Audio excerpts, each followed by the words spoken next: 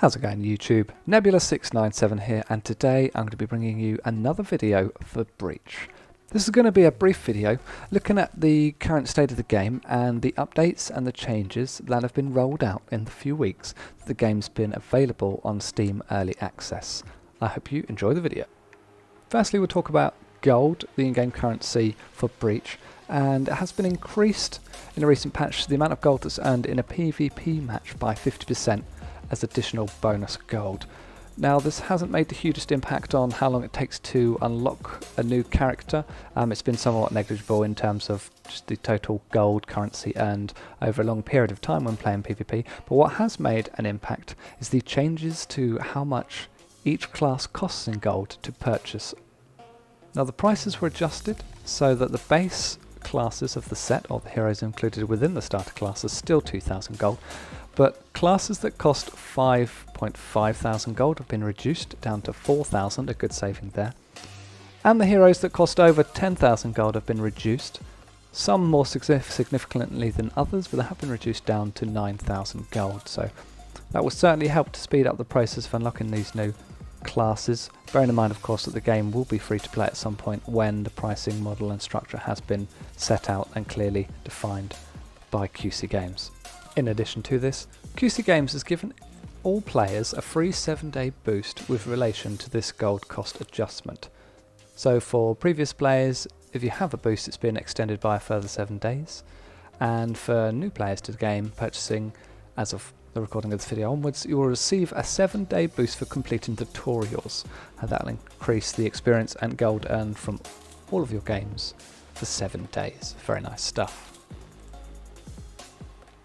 Personally, I think these changes are all hugely positive. I would like to see items being sold for a little bit more gold reward as well, but otherwise I think this has been good changes for the game. A new class has been added to Breach, and this would be the Pyromancer.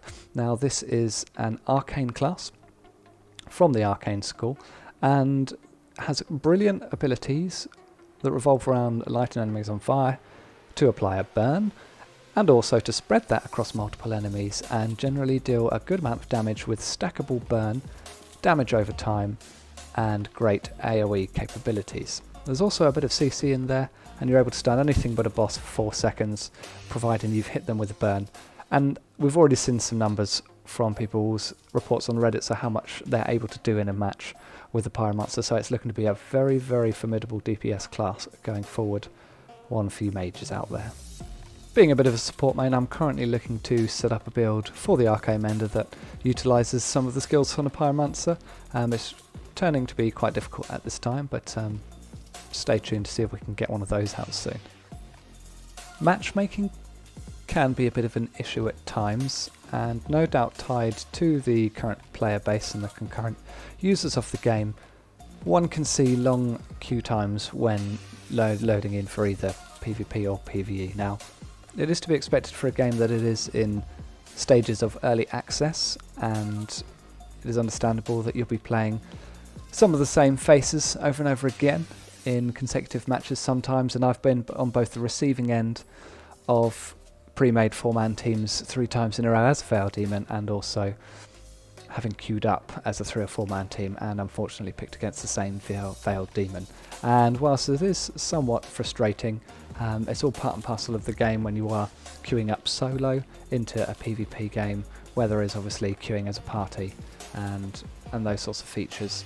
It's expected as in an asymmetric game of this nature anyway, so as the game gets more popular, and hopefully it will, as the game moves towards release and hopefully the player base grows, I'm sure that there'll be changes made to the matchmaking and such to make it a more smooth and varied experience for all. At least that's my hope anyway. On the subject of Veil Demons then, to no one's surprise, we're seeing a direct correlation between the featured Veil Demon for that week's rotation and the Veil Demon that we're seeing a lot in our PvP matches. So quite recently then, it was the Veil Shifter, with the very annoying signature ability to take one of your allies into the Veil all alone and try and escape from that, all the while taking damage. And most recently, it's been the Dark Artificer, a very annoying Veil Demon with the ability to conjure obelisks and gems that will target one of your allies and slow them down and damage them over time. So part and parcel of the game is learning how to beat those bosses that you see on regular occasions. Taking another look at the roadmap then from QC Games, and we can see that in the January to March quarter we've already had the Pyromancer released.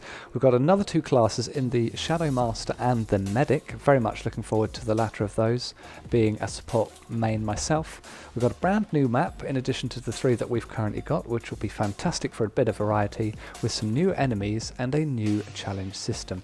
Not a lot of information on what this is going forward at this particular point, but certainly new content being brought to the game on a fairly regular basis and quite soon is fantastic.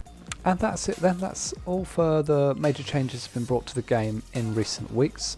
Overall we've had a great deal of fun partying up and playing with our favourite heroes, mainly the Arcane Mender for myself, and having a great deal of fun with all the different builds that could be theorised over the unlocking of the classes and the specific schools of magic.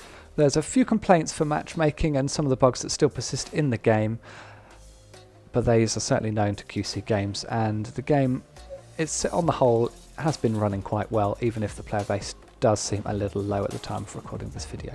However, I'd like to thank you very much for watching this video. We're bringing further Breach content to this channel very, very soon. I'm Nebula697. I'd like to thank you all very much for watching. Bye bye now.